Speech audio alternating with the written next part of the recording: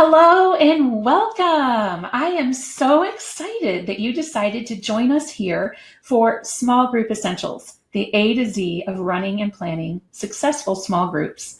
I'm Vanessa Levin, your host, and we're going to go ahead and get started with all the information that you came to learn today. First things first. During this webinar, I'm going to show you the most efficient and effective way possible to streamline small group instruction in your classroom. You're going to learn how to work smarter, not harder, when it comes to delivering targeted instruction to your kids, all while keeping it developmentally appropriate and fun. This process is going to allow you to become the most skilled and confident teacher you can be because you deserve it. And it's also going to help your kids be more successful because they deserve to have the best possible learning experience. Let me know in that box below what you think about that statement. And while you're doing that, I want you to also don't forget to turn off your cell phone, your television, or anything else you have going on around you, because this masterclass is going to be jam-packed full of important information you can use to really help your little learners build a solid foundation for future reading success. So what you're going to do to have the best experience possible during this webinar, so you can pay attention to all these really important tips I'm going to share with you, I want you to close all other applications that you have open on your device or your computer. And if you have any audio or video issues, try refreshing or changing browsers. Be sure the sound is turned on and not muted. And go ahead and let us know something in that little white box below, just to make sure that you know how to communicate with me during this webinar. All right, so now that we've got the housekeeping out of the way, you might be wondering if this masterclass is really for you. You tuned in, right? But you're not sure. Here's how you're going to know if you're in the right place. You are in the right place if you've ever felt stressed because there's just not enough time in your day to fit in small groups. Let me know if this resonates with you. Whether you're watching it right now in the watch party or if you're watching this recording. Again, you're in the right place if you have ever felt pressured by the ever-increasing demands on you as a teacher, even as your kids come into your classroom with fewer skills each year, and you're fighting shorter attention spans, no fine motor skills, lack of parent support, but you are still held accountable. I'm sure none of you feel like that. And you might be in the right place if you've ever felt frustrated because the other kids just can't stay engaged and on task while you work with small groups. Honestly, I'm sure nobody here has ever felt that way if you work with little kids. Let me know if that one resonates with you. So just to review, I want you to do me a favor, and I want you to let me know how you're feeling in that little box. If you can relate to any of the scenarios I just described, go ahead and put a number in there to let me know which of these statements resonated with you the most. 1 is feeling stressed, 2 is feeling pressured, and 3 is feeling frustrated. And listen, I know exactly how you feel because I've experienced all of these feelings before as a classroom teacher, right? And I will let you know that 1, 2, and 3 all typed together are acceptable answers. All right, so I'm Vanessa, and I've taught Head Start and public pre-K classrooms for 20 plus years. And my passion is working with young dual language learners and their families. I started my website, Pre-K Pages, to help pass on all this important information that I've learned over the years to you, so you can deliver high-quality instruction to the kids in your classroom, whether that's here in the US or anywhere in the world. I've been fortunate enough to be able to share my passion and my ideas with teachers like you at national conferences like NACCE, Frog Street Splash, and I Teach K, as well as private and public schools and organizations throughout North America. I truly believe that all teachers deserve to have the skills and tools they need to be the best teachers they can be. And I also believe that all children deserve to have the best possible learning experience. Would you agree? Let me know. So here's a little backstory for you, and some of you might be able to relate to this.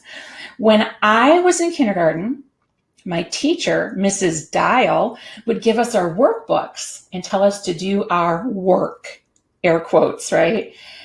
And I would zip through those workbook pages in just a few minutes, while Shane, my best friend who sat next to me, struggled just to hold his pencil.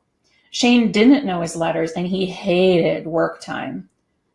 You see, we didn't have targeted instruction back in the day, so Shane continued to struggle, and I continued to zip through my work. Does this sound like a good first school experience for little kids? I believe that all children learn at their own individual pace. And from the very beginning of my 20-plus year teaching career, I've used small groups to target my instruction to meet kids where they're at. And that's what I want to bring to you tonight, so you can experience that sweet success too. And here's the thing. If you have to teach in small groups, but you struggle to find the time and your kids can't handle it, but you want to be the most confident and skilled teacher you can be because you deserve it. And if you also want your kids to have the best learning experience possible because they deserve it, then you need to keep watching. Can you imagine what it would feel like to streamline your small groups and have them running like a well-oiled machine? If you could set yourself and your kids up for success by creating consistency and structure in your day, wouldn't that feel amazing? How does it make you feel? Whether you're watching live during this watch party or you're watching the replay, I want you to communicate with me in that white box and let me know how that would make you feel if indeed you could streamline your small groups and have them running like a well-oiled machine and set yourself and your kids up for success by creating consistency and structure in their day. If you think that would feel amazing, let me know. And so how are we going to do that, right? There's so many questions. So teaching with confidence and skill requires you to know what each and every student in your classroom currently knows and what they need to know, right? What they need to learn. This is very different from the old school way of teaching the same thing to every child in the classroom and just hoping that they'll learn it. That's like throwing spaghetti at the wall to see if it sticks. When we don't take the time to find out what each student knows and what they need to learn, we're setting our students up for failure, right? But putting a plan in place to find out what every student knows and needs to learn and figuring out when you're going to help them do that, that can be crazy making. So the first step is simplifying the process. Make it easier. Explain how it works so you can get started in your classroom. That's what step one is all about. So here's the deal. The first thing you're going to want to do is identify time for small groups in your daily schedule. Now there is a URL on the screen, but it's also in your handout. The URL on the screen will not be clickable. Okay, so you're going to want to get that handout so you can click on it. Or you can, if you want, you can write that down. Grab a pen and go old school on me. Okay, so I want you to do me a favor and write that down though, okay? So your schedule is going to look different depending on if you teach in a full or a half-day program. On the screen is an example of what it might look like in a full day. And I say might because you're going to have to accommodate for those individual differences in your programs, like lunch, any specials you have, like art, music, PE, recess, okay? If you visit that link that's on the screen, you can see an example of my full and my half-day schedule because I spent many years teaching half-day. And when I say half-day, I mean AM and PM class. So I had 2 classes, usually of 22 or more kids. Okay. So that's 44 parent conferences, 44 of everything. That's why I believe half-day teachers need to get paid double. But that's another issue for another day. And I'm not going to lie to you, fitting it all into a half day is much more difficult, but it can be done. Okay. It can be done. You just have to scale it back a little bit, right? So on the screen is an example of my full day schedule. And if you can't see the little print, you're going to grab a copy of that. It's editable to make it your own. But I have in a full day program 2 small group times, literacy time and math time. Now, if you work in a publicly funded program, like public pre-kindergarten, VPK, UPK, whatever your state calls it, then this might be familiar to you if you work in a building that serves also K through 5 students, because they have literacy and math blocks. And these times are times when I pull small groups, and I give a little definition of what I mean by small groups, okay? Then there's a question that always comes up that I want to address right up front so we can keep this webinar going. And that is the question that I always get is, can you do small groups during center time? So there is a center time in my day, in my full day schedule, and I'm only showing you part of it on the screen here just because I didn't want to make it any smaller than it was, but you can totally grab it at that link there and download it. And I do have a center time. So I have basically 3 times in my day for centers. I have literacy centers, math centers, and then what I like to call learning centers or developmental centers or play centers or free choice, whatever you call it, right? And during my literacy and my math, I pull my small groups. I don't pull them during center time because then you're competing with things like blocks and dramatic play. And when you compete with things like blocks and dramatic play, you're going to have a lot more resistance from the children, right? And they are not going to want to come and do a small group. Also, if you work for one of the programs that's evaluated by a program that has 4 letters in its name that I can't name here, then they may mandate that you don't have small groups during your center time. So that's food for thought too. And if you have no idea what I'm talking about, count your lucky stars and feel blessed, because you don't need to know that then. Okay, so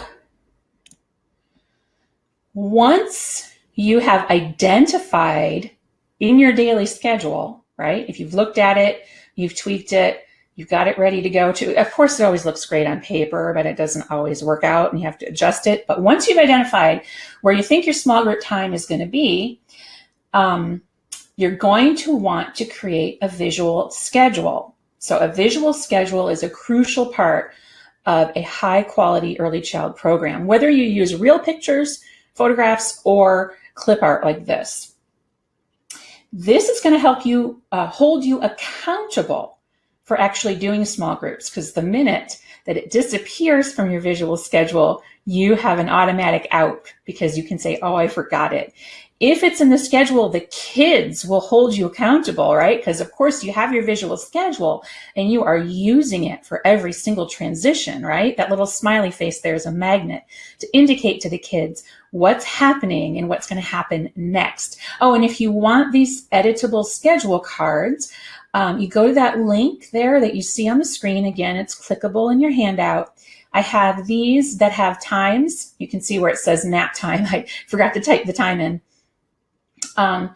You type the times into each one. So if you're in a program where they mandate that you have to have the times written on there, even though the kids can't tell time, again, different story for a different day, then we have those, and we also have them in rectangular format if you prefer to do them in a pocket chart.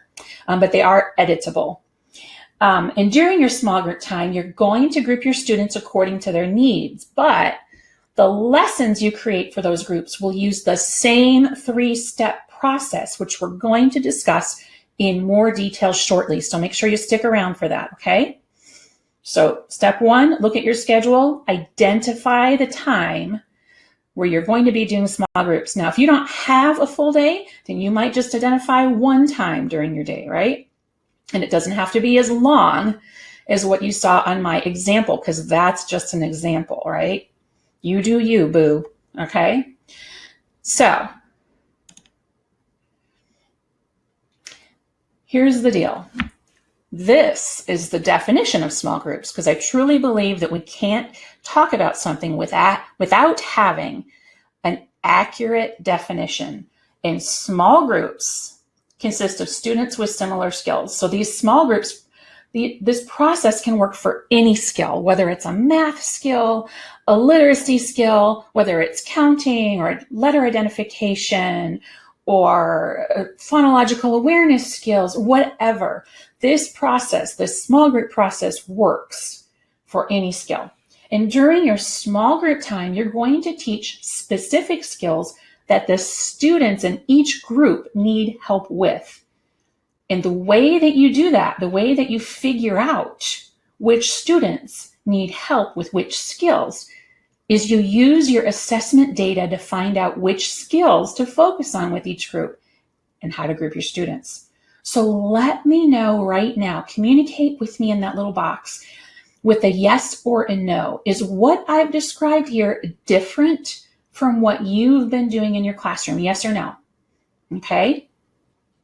And if it's the same as what you've been doing, I want you to stick around, because I can almost guarantee you that that step-by-step process we talked about is going to be a little different. And I'm going to give you lots of tips for streamlining. Okay. So stick around. All right. And the purpose, the reason why, the reason that we do small group instruction is to provide students with the right skills at the right time.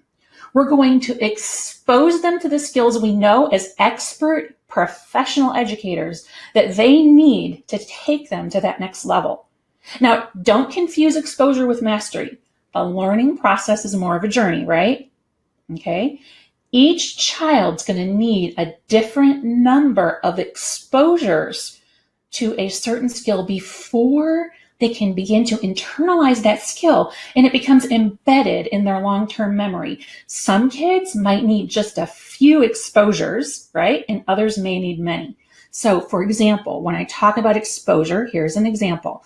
I'm reading the book Chicka Chicka Boom Boom to my kids on the first day of school, like I always do. And I use it as an informal assessment because as I'm reading that book, that's the first time I've ever read to my class. And as I get to each letter, A told B and B told C, I'll meet you at the top of the coconut tree. Kids start calling out and saying, hey, that's my letter, or that's my mommy's letter, or whatever. Or the kids look at me with a big blank stare and go, what is this lady talking about? So it lets me know if my kids have had any prior exposures to the alphabet or reading for that matter, because some of them might say, I have that book, or I heard that book at the library, or whatever. I can tell who's had exposures and who hasn't. So I can get an informal pulse on where my class is at in their level of exposure to the concept of letters, right?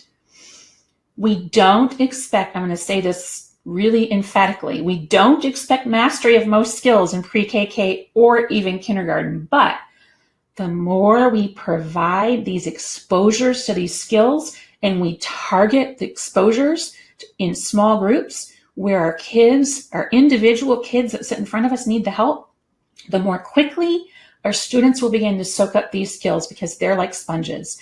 Because if we just keep teaching to the whole group, there are going to be huge gaps in learning because you've got Sophia over here who's heard Chicka Chicka Boom Boom 10 times. She already knows all upper and lowercase letters.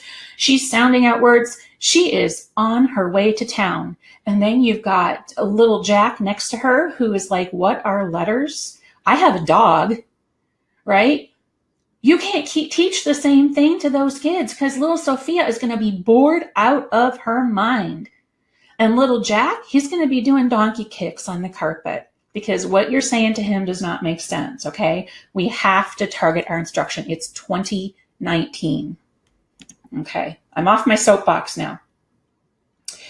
So here's an analogy, because if you've ever been to one of my webinars, you know how much I love my analogies. I really think it helps solidify concepts for us as teachers, especially since so many of us are visual learners. So here's my analogy. If you were learning ballet for the first time, you'd most likely be placed in a beginner group, right? I know I would. But if you had some prior training in ballet, you understood some of the terminology and the moves, you'd most likely be placed in that mid-level group, right? And if you're a ballet whiz who's on your way to star on the stage of the American Ballet Theater, then you, my friend, are in the advanced class, am I right? And in the beginner class, most people would be on that same beginner level with you. And the instructor would focus on the skills that the dancers in that group needed to move to the next level, right?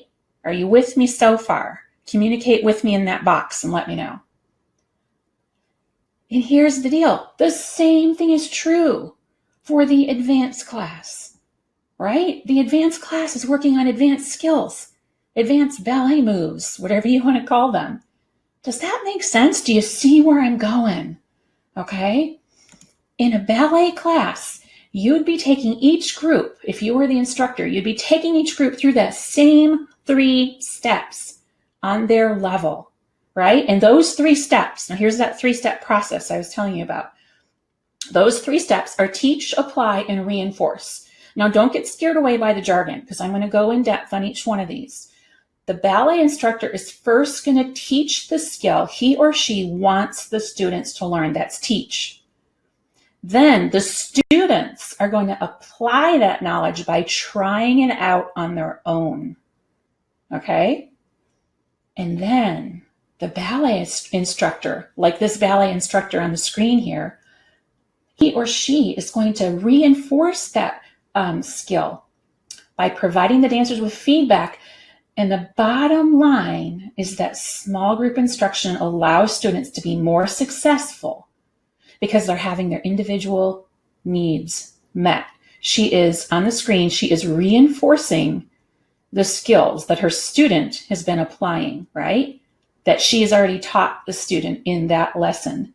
So to summarize, you're using the same steps with each group, even though the groups are operating on different levels and working on different skills. Does that sound better to you? Does that clarify anything for you? Does that sound like something that's doable? Right? This right here on the screen, teach, apply, and reinforce, is going to simplify your small group life in a big, big way. Okay, and another reason small groups are so very important, you guys, I can't say this enough. Small groups are so important because they provide both teachers and students with consistency and structure using those same 3 steps. When you conduct small groups daily and your kids are familiar with the step-by-step process, your day is going to go much more smoothly. And that's that well-oiled machine I was talking about. You're going to accomplish more and your students will actually learn more when you have a consistent small group routine in place, and that is a fact. Research shows that when you have structure, consistency, and routine, and I'm not talking about structure with bells and shuffling from center to center like zombies. I'm talking about just a really good daily schedule that the kids are familiar with and they understand what happens in each and every step. Okay, I'm not talking about worksheets and desks and all that, okay? But when you have that consistency and that structure in place, you are going to rock your small groups and your kids are going to feel much better about themselves as learners. Okay, so that was step 1. Let's move on to step 2. Small groups work, okay? But I'm not going to lie, they take a lot of work to implement. So we need to organize for success. This implementation piece here, this organization of that structure, that consistency and that routine, this is the piece that trips up a lot of teachers. So listen up because I'm going to lay it all out for you right now. Teaching with skill and confidence isn't about making everything look beautiful on paper or in your cute teacher planner. It's about teaching in a way that helps every single child feel and be successful. Okay, let's dig into this. The first thing you're going to do is you're going to identify the standards and skills that your kids need to learn, okay? And depending on where you live or teach, that could be a little bit different. But here's the deal. Good teaching is good teaching. So all the state standards and guidelines out there are pretty much going to be the same. They might use different terminology for different things occasionally, but they're not learning about, geometry in New Hampshire and subtraction in Texas. We are all learning the same things because good teaching is good teaching, and kids learn in the same way in every single state in the U.S. We're going to look at how to create our small groups, as well as how many and how often, because those are two big questions we get. So we're going to look at your state or program standards or guidelines. Depending on where you work, they're going to be different. And I'm using some literacy guidelines on the screen just as a visual, but remember, you can use this small group strategy for anything, for math, literacy, whatever. So you do you, boo. So you're going to locate those big skills, the big skills like letter identification, phonological awareness, etc., and write those down, right? Write those skills down that you've identified as being absolutely crucial for literacy success, okay? And we're not going to discount the other skills. We're going to group them underneath the big ones, right? And when we identify the skills we need to focus on, then we're ready to move on to identifying students to place in our group. Okay, now I know that sounds like a lot of work, and if you need help, you may want to consider the Trailblazer. It's my free 70-page curriculum map, and it's a scope and sequence that lays out all the skills you need to teach during the year in a calendar type format. Now, this one on the screen I created for children who are 4, turning 5 in pre-kindergarten. You can download it for free. It lists all the skills that need to be taught in pre-K and when they should be taught. And all the skills in the Trailblazer are based on the developmental sequence of how young children learn, and they're aligned to state and national early learning standards. And of course, it also has all those themes and the small group math and literacy activities you can follow to get in all that fun hands-on learning your kids need to stay engaged and on task. And there's a link on the screen there. That one's a lot easier to remember, teachingtrailblazer.com. Or you can get the handout and it's clickable in there. Now, I know not everyone has that kind of freedom, and that's totally okay. Some of you have data for your data and assessments for your assessments, okay? So if you don't have an assessment tool, you're going to need to choose one. So the next part of this process is gathering your assessment data. And I have a link on the screen to, if you have the freedom to choose your own, I have a link on the screen to 2 that I've used in my own classroom. There's the old school paper method, and then there is the electronic version. And the electronic version makes your teacher life easier. The kids do not sit in front of it and click a mouse or anything like that. It's totally appropriate. It's everything that's in the paper one. It's just been digitized. So take the assessment information that you gather and identify the students who have similar skills. And I'm going to break that down for you into smaller chunks in just a moment. This is just the general overview of what you need to do. You're going to identify those skills that you need to teach, that your kids need to learn. And now you're going to gather that assessment data, right? So one way you can do this, and this is the old school paper way, right? For those of you that want to go old school, that's totally fine. There's nothing wrong with that. Whatever makes your teacher life easier, okay? If you're a digital person, do the digital version at that link if you can, and if not, do the paper way. So let's use this as an example. This is the skill of understands syllables, okay? And we're going to pretend that this list on the screen is just part of my class list, because nobody out there has just a few kids like that, right? So this is just part of my class list. I've just blown it up really big so you can get a better visual. And I've taken a yellow highlighter. And after I've collected my assessment data, right, on let's pretend the concept of syllables, I highlight all the students who do not have any understanding of that concept yet. So let's say I gave them the assessment, and we'd already talked about syllables a few times, whatever, depending on what part of the year it is. And these 4 students on the screen, Aiden, Charlotte, Liam, and Priya, have demonstrated to me that they need a lot of help with this skill because they are not yet recognizing syllables or identifying them in words. So if you have more than 4 or 5 children who struggle with the basic syllables in this example, then you can break them into 2 groups. And if the majority of your class, depending on what time of the year it is, you may have this happen. I've had it happen many times. The majority of your class is still struggling with this skill, then focus more on syllables during your whole group instruction until you can bring those numbers up to or down to a small enough number where you can create 2 small groups or something. Okay, so I've just taken my old school paper and I've just highlighted those kids. The X indicates the kids I tested who did understand syllables and had a good grasp of that concept. Now, of course, the way that you assess may be different, but this is just an illustration of my point, right? Is how you're going to identify the kids to put in your small groups, okay? Now, the next thing is how many minutes? How long? That's the question I always get. How long should my small groups be? And here's the deal. I'm going to tell you this. Children who are 4 to 5 years old, you should aim for 10 minutes. There's a 2-minute grace period there because cleaning up and getting everyone over takes a little bit of time. If you teach for any longer than this, right, you're going to lose them. And the reason we only have maximum 10-minute small groups for children who are turning 4 to 5, I'll get to 3-year-olds in a minute, because little kids have super short attention spans. Let me know. Communicate with me if you agree that little kids have short attention spans. You can say something and let me know. Anything more than 10 minutes, you guys, you've lost them.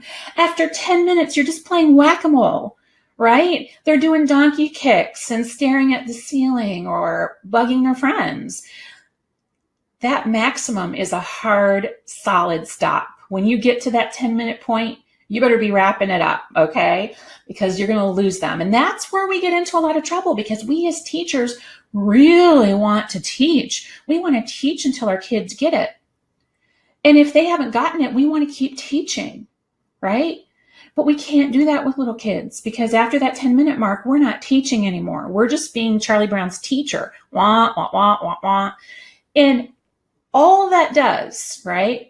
When we get to the 10-minute mark or before, and we realize that they're done, that is information that we use to guide our instruction. And that means that I need to take a different approach. I need to adjust my instruction to help them get it, right? That's all that means, okay? So remember that. 10 minutes max for 4 to 5-year-olds. And how many students? Okay, and in my emails, you might have noticed that I said 10 is not a small group, and it is not, okay?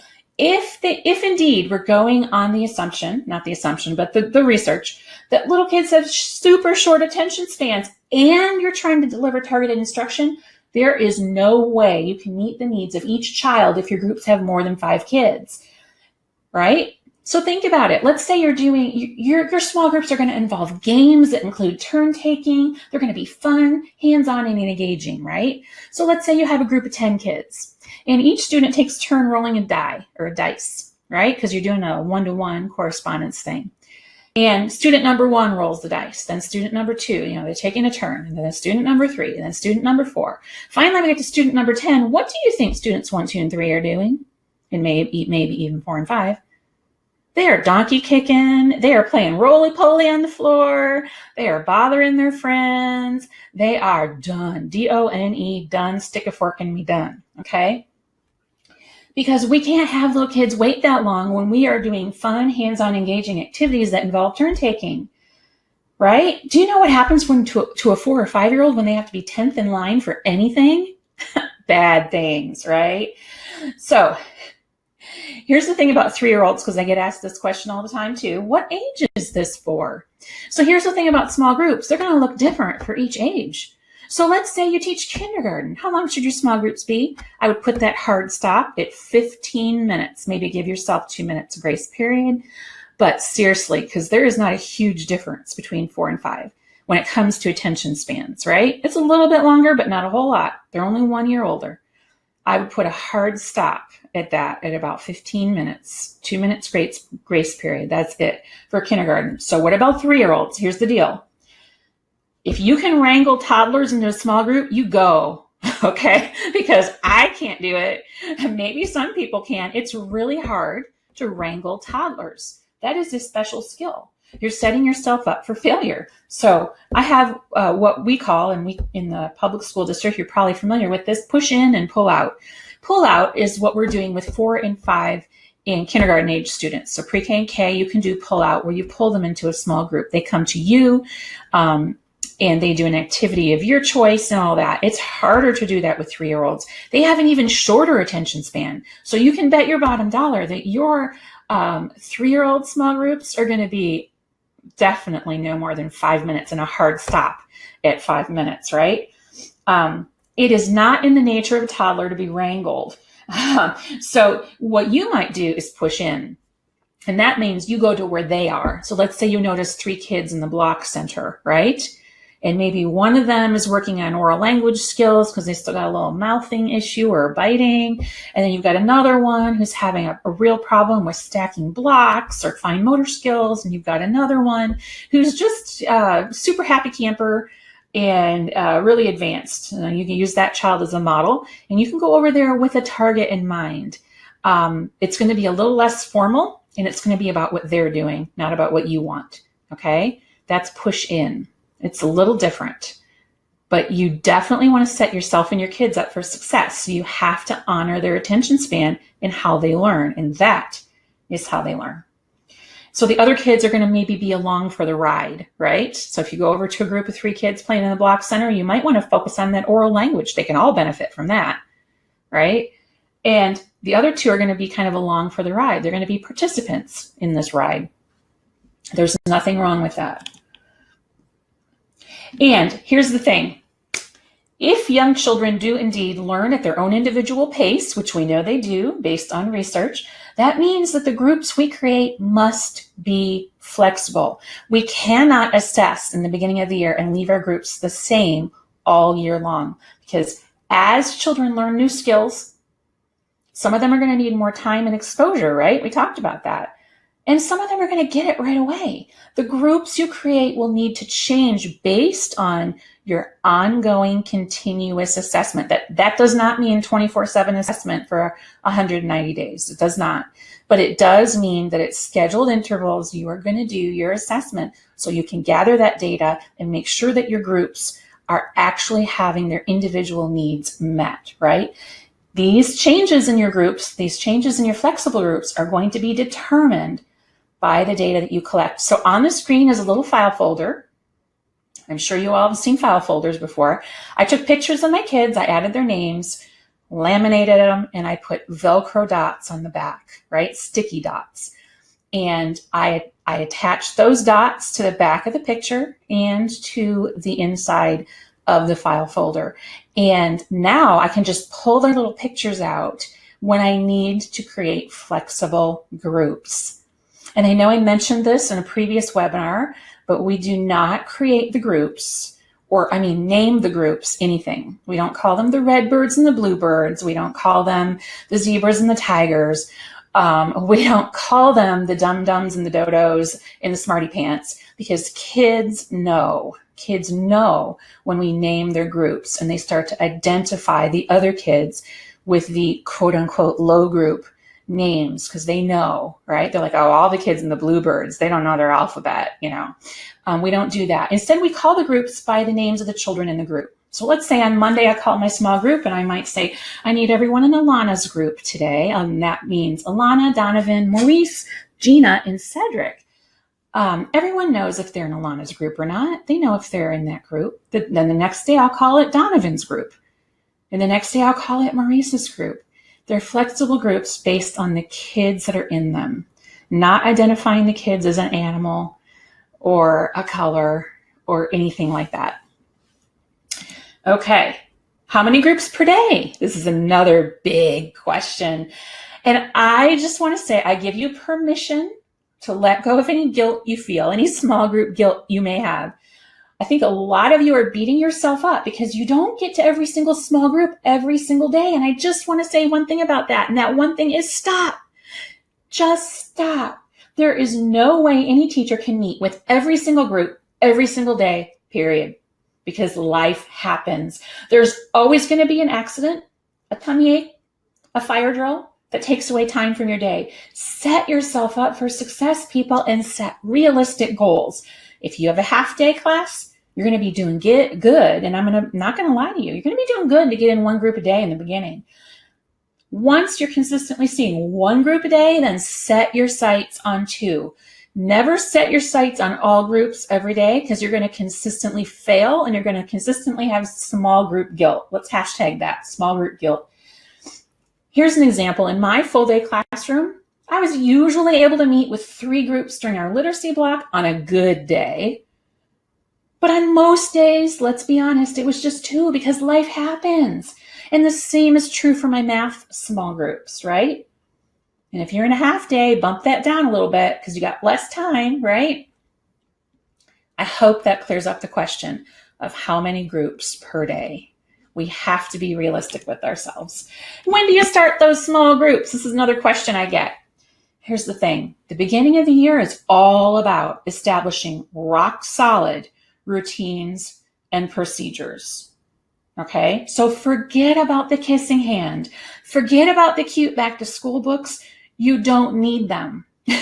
What you need is to take time to establish routines and procedures, because if you don't, you are not going to be able to do small groups. I guarantee you 100% you're going to set yourself up for failure if you're reading books about back to school, when what you really should be doing is working on teaching kids to be independent thinkers, problem solvers, how to line up, how to get a drink of water if they need it, how to use the bathroom, how to wash their hands, how to ask for a turn, how to take a turn. All of these things are going to be so much more important than the kissing hand. I promise you, this is going to have a much greater payoff when you focus on routines and procedures for the first few weeks. Now, I can't tell you how many weeks it's going to take your kids to become these independent thinkers and problem solvers, or even get on the right path to it. What I can tell you is that you can't start small groups right away. I can tell you that some years I've had really advanced groups who 2 weeks and they were ready. I could tell.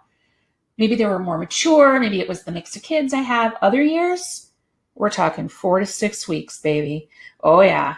Because I knew what they needed to be able to do, right? When I had my small groups. And if I could tell that this group wasn't able to do that, if I had kids that were mixing like oil and water and all they wanted to do was fight like cats and dogs, I was going to have to take it slow, or I was going to set everyone, including myself, up for failure. So once you get them on that right track, gradually start backing off.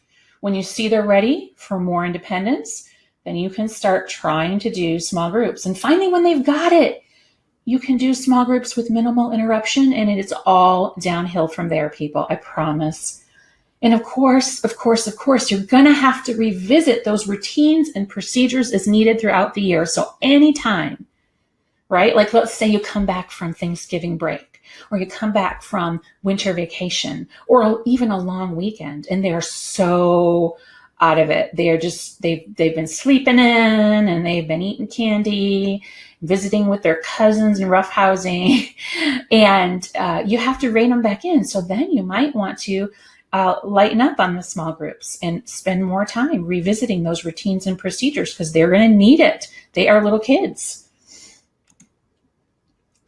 So how does all this make you feel? This is a check-in.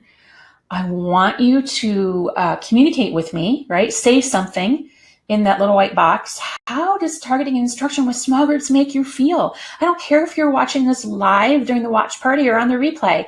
Let me know how it makes you feel. Does it make you feel excited or scared? And if you're scared, what scares you?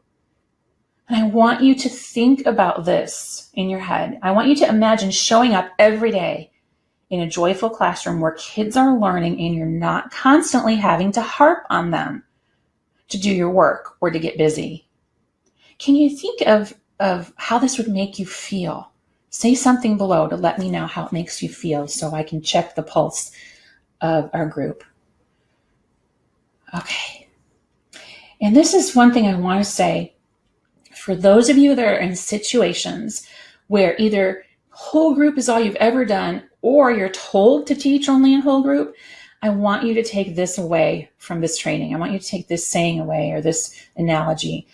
Teaching the exact same thing to every child at the same time, right? Like shapes and colors, color of the week, color of the day, shape of the week, shape of the day, shape of the month, whatever it is. Teaching the exact same thing to every child at the same time is like forcing them all to wear the same size shoe. Don't your kids deserve better than that? Listen, there's so much research out there about how kids learn.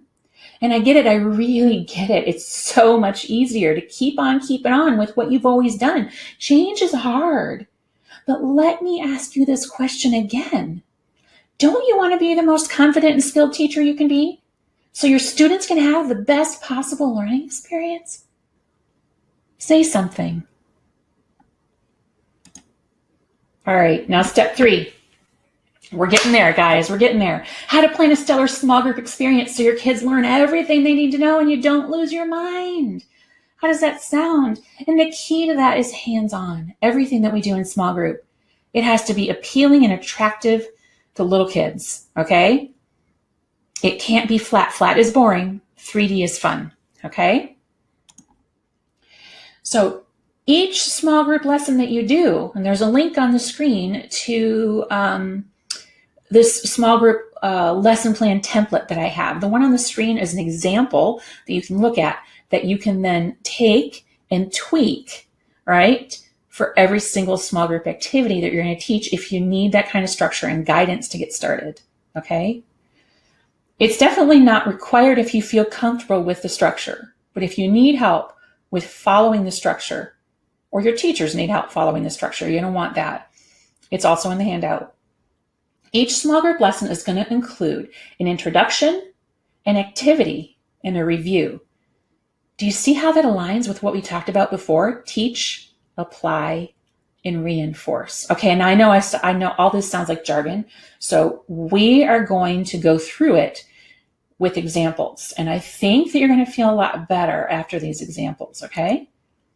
All right. So here's what a small group might look like with a literacy alphabet activity at the very beginning of the year. And so the skill that I'm targeting with this small group might be that letters have shapes and those shapes have names. And that is the basic definition of alphabet knowledge, okay? So this is a sun-bleached letter mat. If you're familiar with pre-K pages, you know that this is an awesome activity. You take a piece of paper, a blue construction paper, cheap kind, put it on a metal cookie sheet, put the letters on it, and then set it out in the sun, and it creates this cool little activity. And then I buried some letters in a sensory bin. Now, what you fill your sensory bin with may be dictated by your program. That's totally cool. But I find that kids love digging for the letters, and then they take them out and they match them to the mat. So here's what it would look like if this was a small group activity. And also, small groups are great because then I only need 4 to 5 cookie sheets, right? I only need 4 to 5 sets of letters, right? I only need 1 sensory tab, right? Or you can have little shoe boxes like this one here. It's up to you how you want to do it. Remember, you do you, boo. I'm going to get my kids into my small group based on my assessment data. So maybe these are kids who just are kind of like letters. But I can also use this for all my groups, and I'll get to that in a minute. But I sit them down and I pull out 1 cookie sheet. I don't give them all their cookie sheets at the beginning. First, I'm going to introduce the lesson. I'm going to say, oh my gosh, look at this. Have any of you ever seen a cookie sheet before? Have you made cookies? You know, and we touch the cookie sheet. I give them a chance to touch it. And yeah, it's metal. Oh my gosh, look what happens if I stick a letter to that. How cool is that? That's a magnet. Do you see how it sticks to that? Have you ever done magnets at your house before? That's so cool. Okay, now what we're going to do you see these little shapes on this mat? Watch what happens. And I'm going to dig in a sensory bin, and I'm going to pull out a letter. I'm going to look at it with my eyes, right? I'm holding it in my hand. I'm looking at it with my eyes, and I say, this letter has a straight line down and another one down and a line across the middle. What do we call this letter? They might not know, and I might say, it's the letter A. Can you say A with me? I'm going to find the place on this mat where the A goes. Where does the A go? Where should I put it? Should I put it here? And I put it in the wrong place. And they say, no. Should I put it here? No. How about here? And I put it in the right place. And they let me know. Yeah, it goes here. Oh my gosh, would you like to try this? Do you think you can do this? And I might invite them each to take one letter and put it on my cookie sheet, because then it lets me know that they understand what to do. And this sounds very basic, you guys, but in preschool, this is tough stuff, okay? Then I'm going to do the gradual release model where they're going to do it. And I'm going to say, oh my gosh, you guys did such a good job with that. I can tell you like this activity, right? I'm selling them something. I want them to buy it, right? And I give them each their cookie sheet and I let them have at it. And I say, let's look for letters in our sensory bins and put them on our mat, right? When they've done that, and I'm sitting there and I'm reinforcing as we go, I'm helping kids problem solve. Oh yeah, I can see that letter. I like how you thought about that before you did that. Oh, and this letter has a little line right here. So that means it's a Q. It looks like the O, but it's not. And I'm doing little teachable moments. And at the end, and again, have a timer for this, people, because 10 minutes, you can be teaching for 30 and think it's only been 10 minutes. It's so easy to do with little kids. So make sure that 10-minute hard stop. And if you're losing them before that, then cut it short. But I'm going to review. I'm going to collect all the cookie sheets. And I'm going to say, oh my gosh, you guys did a good job. Well, I know we're trying to get away from good job, but whatever it is that you say in your program. I really noticed how Nicole was taking the letters out and really looking at them and then looking at her mat and finding the matching ones. I'll call out something that they did that was positive. Okay. Sound good so far, right? Here's another one. I always do this at the very beginning of the year. It's another letter activity. This is my alphabet puppy chow. And again, I do it in a small group because I don't want to buy more than 5 dog bowls. That's $5, right? You don't want to do that. And then again, I have my sets of letters and I put a little magnet on the puppy's nose. You can go to Pre-K Pages and type in puppy chow and it will come up. And the kids take the dog with a magnet on his nose, and you're in a small group, so you're there with close supervision. And they put their dog's nose in the dog bowl that's filled with letters, magnetic letters, and they pull it out and they think this is so fun. And they look at the letter. And you're going to help them identify the shape, right? So when I introduce this, I'm going to go, oh my gosh, look what I have in front of me. What's this? A dog bowl? Do any of you have a dog at home? That's their favorite topic, right? I have a dog. Or I don't have a dog. My mommy says my daddy's allergic. And you're going to pull out the dog bowls, and then you're going to show them the dogs, and then you're going to show them the letters. You're going to demonstrate for them how it works because they might not know that the dog's nose is magnetic. Look, he ate a letter. Oh my gosh, look at that. And if you're allowed to have a flat piece of paper, now this activity has 4 3-dimensional things. It has dog, the letters, and the bingo dot marker, right? So you get a lot of 3-dimensional stuff. I don't think the piece of paper is going to hurt. But again, we all work for individual programs and we have to adhere to our individual guidelines. So if you're not allowed to use a paper, don't use it. But do call their attention to the letters because they need to be visually discriminating those shapes. Then they're going to look at the letter. If you can use the paper, you can find that at Pre-K Pages. It's free. They're going to find that letter on their mat and dot it with a bingo dot marker. Oh my gosh, so fun. And at the end of our time together, when we're not going to identify all 26 letters, you guys, that's too long. We're going to identify whatever letters we pull out of the bowl because our goal with this lesson, our teaching goal, our teaching point, whatever you want to call it, is letters have shapes and those shapes have names. I'm not going to force the kids to find all 26 letters. First of all, that's going to be a hot mess. It's going to take too long. I'm going to overshoot my 10-minute mark, right? Remember, that's my hard stop. So we're just going to do it for fun for a few minutes, and then I'm going to reinforce. I'm going to gather up the dog bowls. I noticed how Valeria, she was getting her dog. She kept eating the letter V because Valeria starts with V. That was so funny. And I'll just do some noticings of good things that they did. Okay. Making sense so far? Right? Say something. This one you've probably seen before. It is a T-chart. T-charts are amazing. Again, cookie sheets are your friend, my friends. And we are just sorting the letters by holes or no holes, right? And so you can show them how this works. There is a mistake on the screen. As an example, I would pull out my cookie sheet and my letters. I would put them on the table in front of us, and I would pick up a letter with a hole, and I would hold it up to my eye and go, look, this letter has a hole, because that's what the kids do, right? And then I would say, oh, and this letter, does it have a hole? And I'd hold up a letter that doesn't have a hole, and they go, no. And then I would start doing it a couple times, and then I would say, oh, look, I can put the ones that have holes over here and the ones that don't over here, and I start doing the activity. And then I say, would you like to try it? After I've modeled it a few times, and they nod their heads yes or say yes. I give them each a cookie sheet. I let them have at the letters, and they start sorting them, and then I'm there for those teachable moments to reinforce, right? And do those teachable moments where if they put the cue on the wrong side, I might say something like, oh, you know what? I can totally see how you would think that cue goes there. I see it. It's got a hole, but it also has a line. Yeah. So where do you think it goes if it does have a hole? And I put it up to my eye to show them that it does. Oh, it goes over here. Yeah, I think you're right. You know, so easy, right? So easy. Here's a syllable one again, and this is for whatever time of the year you think your kids are ready for this in the age group that you teach, but I'm going to introduce this as a fun 3-dimensional movement cube, right? It's one of those pocket cubes. And I've got different movements in there. They toss the cube, and then we're going to pull cards from the pile. And I might say something like, look, what's this? This is a tree. How many syllables do you think tree has? Let's think about it. Tree. Tree. I'm going to clap it. You want to help me? 1, 2, 3. Or I might say ready, set, go, because I don't want them to confuse numbers and letters. Ready, set, go. Tree. That had, how many claps did you hear? How many times did I clap? Try it again. Tree. 1. That's right. Tree only has 1 syllable. Oh my gosh, let's try it again. I might do a few more.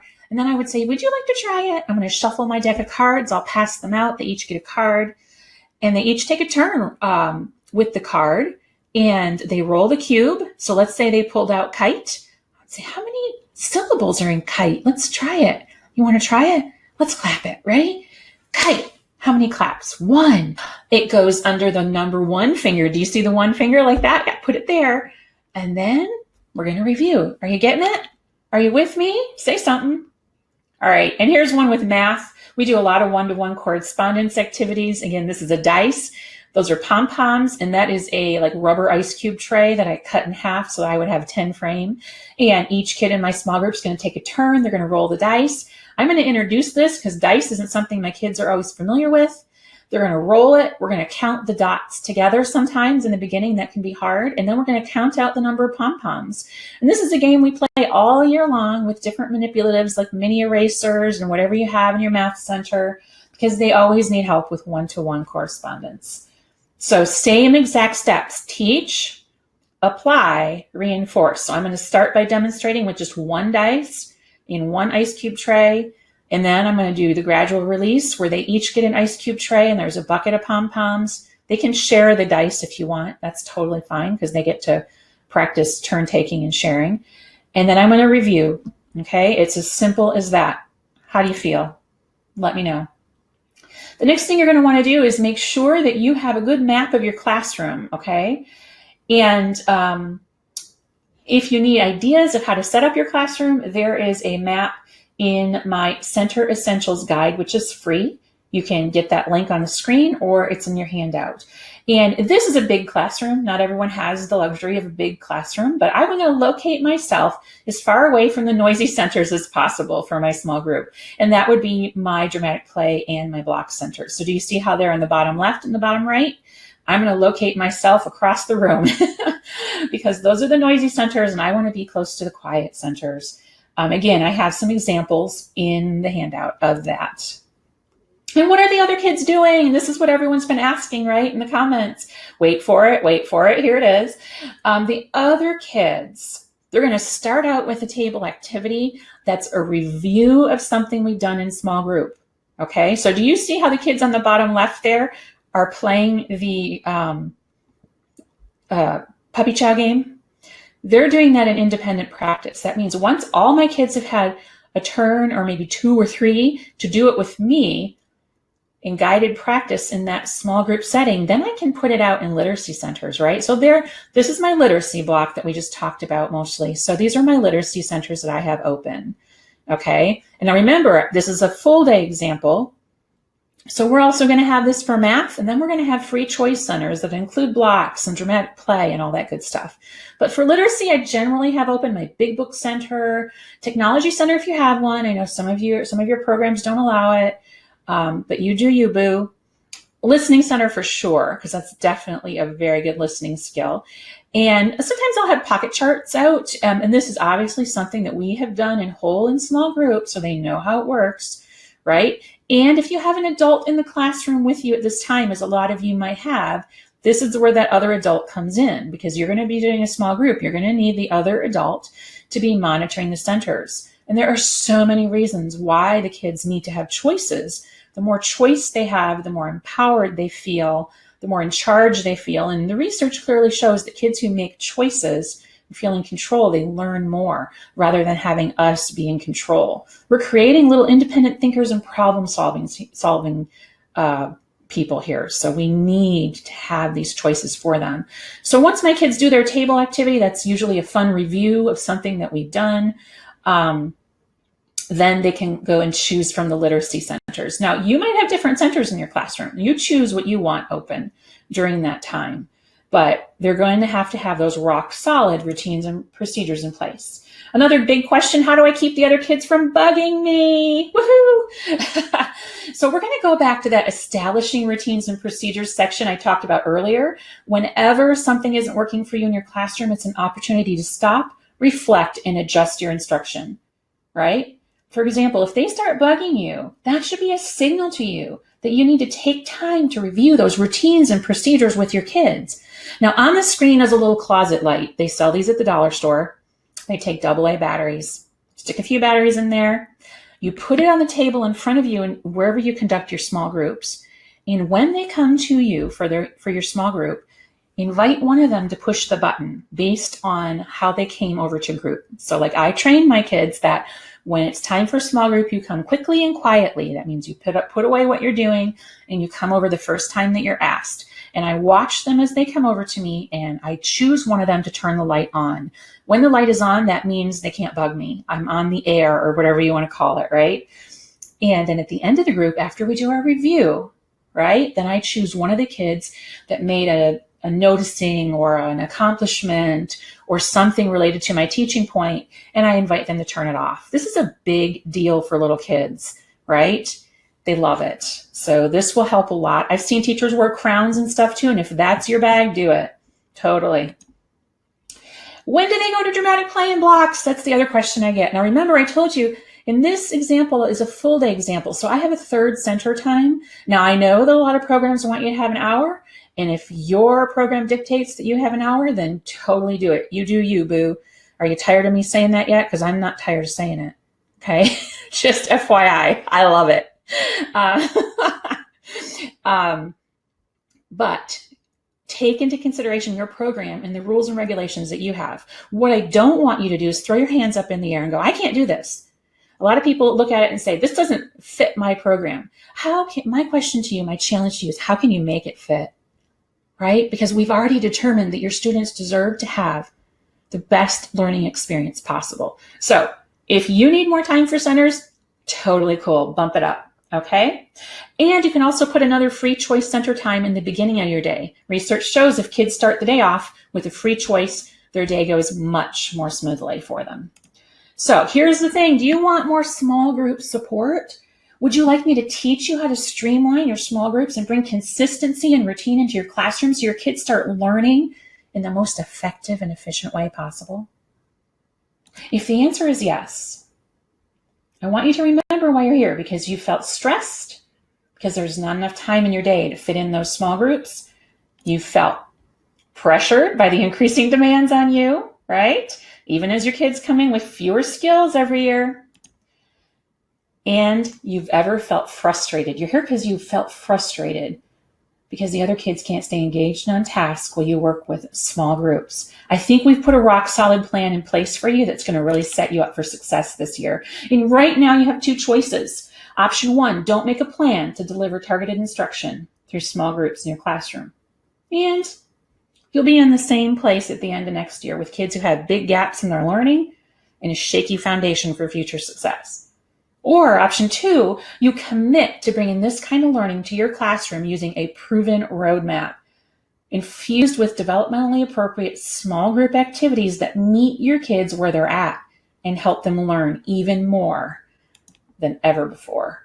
And if that's you, and you're ready to bring your A game to your classroom and create fun, effective, engaging small group experiences for your kids, and you want a roadmap to help you do it, I'd like to personally invite you into the Teaching Tribe.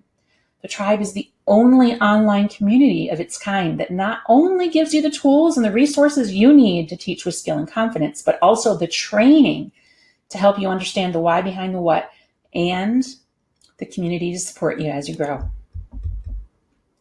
So, let me tell you what you get inside the Teaching Tribe. We have master classes where you can learn best teaching practices in the form of on-demand video training. We like to call it PD in your PJs because you can pick whatever you need and learn wherever you want, whenever you want.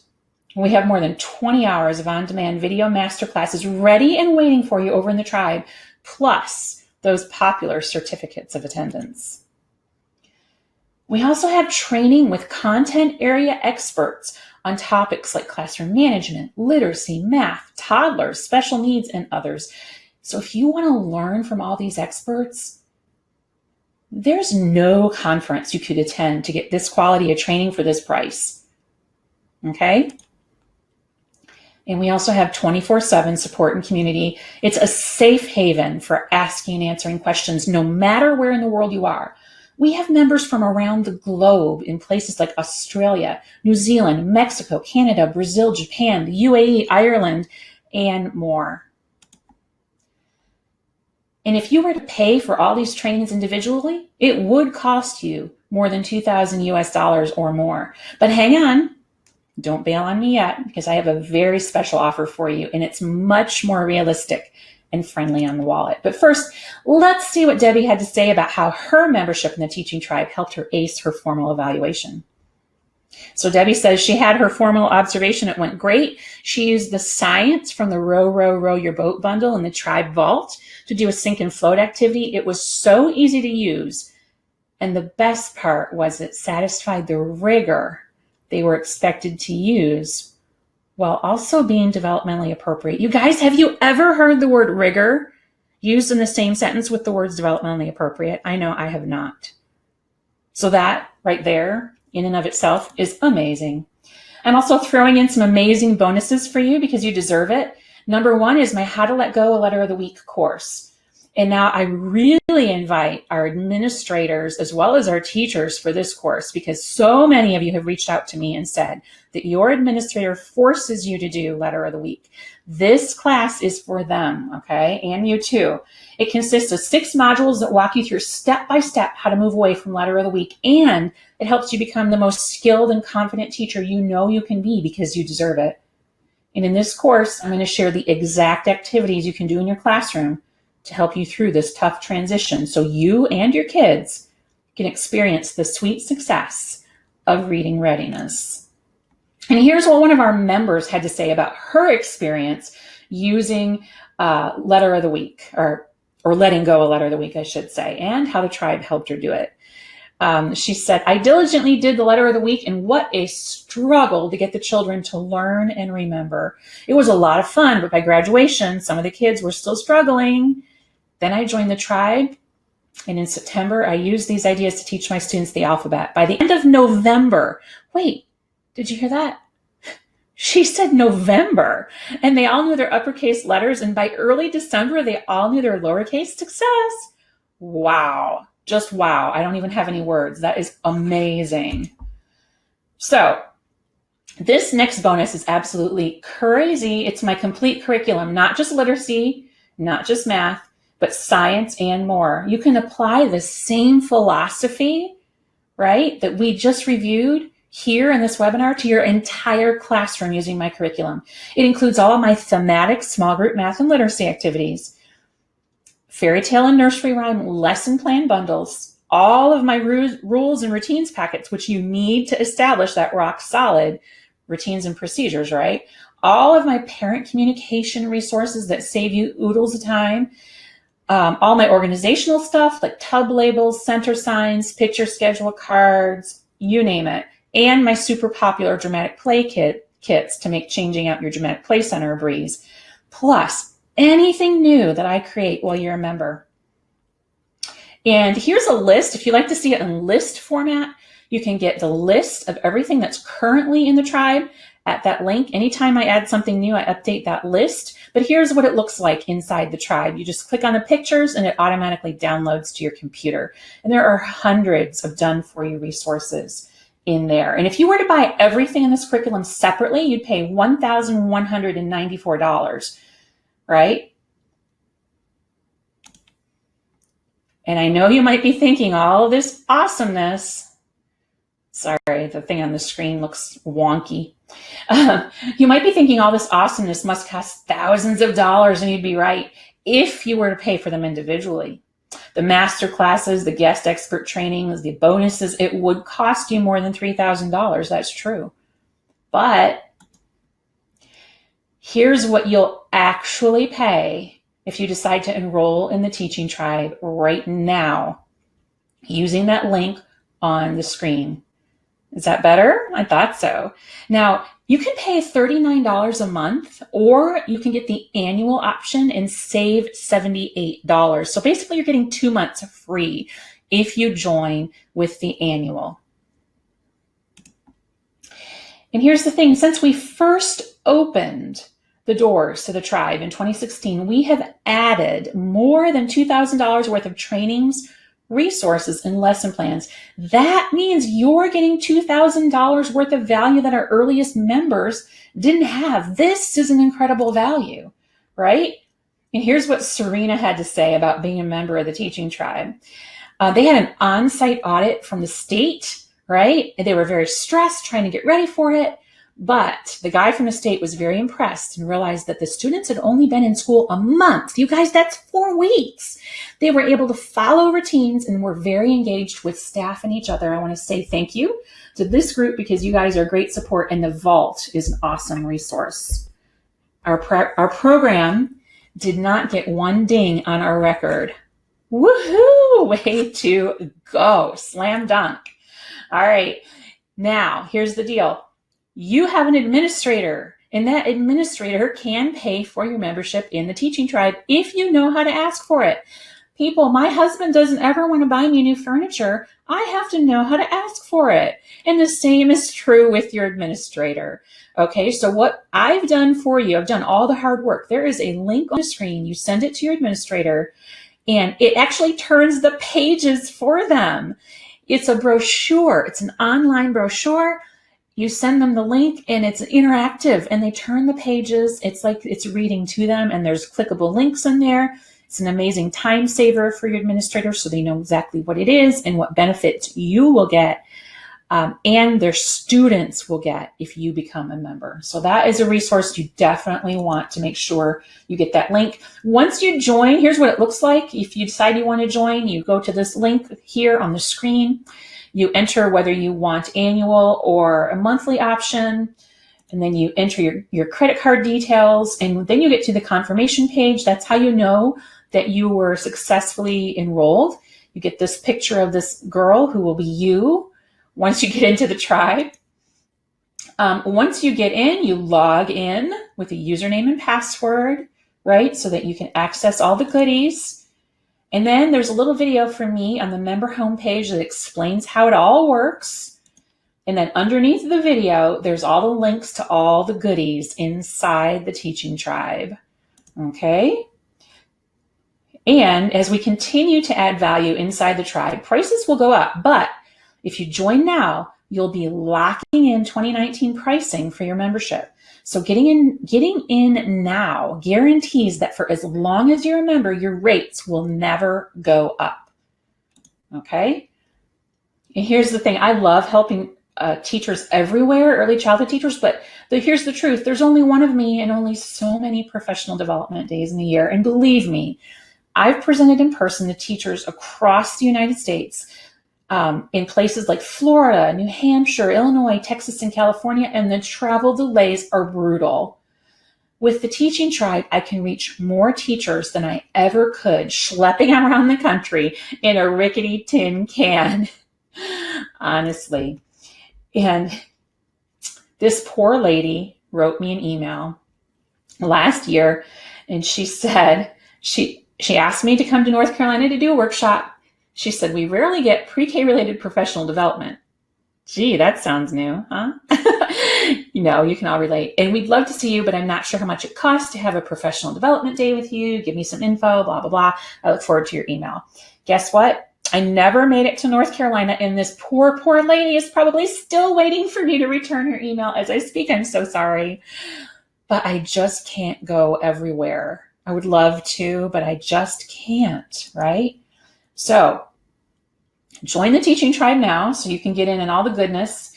And if you are the only member of the Teaching Tribe on your campus or your school district, well, that's no good. You need everyone on your campus or your district on the same page. Wouldn't that be better?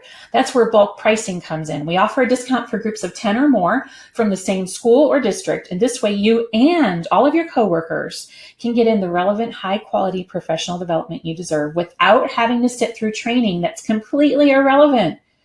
And we also know how painfully slow the purchase order process can be. So we've streamlined the process, and we'll hold your spot as soon as that process order is initiated. And this purchase order, it also includes Donors Choose grants. Okay, so if you have 6 points on Donors Choose, you can get Donors Choose. If you get your grant funded, you can do the purchase order for that. Okay. So with membership in the Teaching Tribe, there is no more getting up at the crack of dawn to carpool to a conference that's super far away. No more spending long hours preparing for a sub, or those awkward hotel stays where you have to share a room with a coworker or two. We call it PD in your PJs. It's available on demand at your convenience, wherever and whenever you want to learn. So I invite you to join now. Yeah, at that link there, it's also in your handout. Let me know how you feel, right? Communicate with me in that box and let me know how you feel about this training.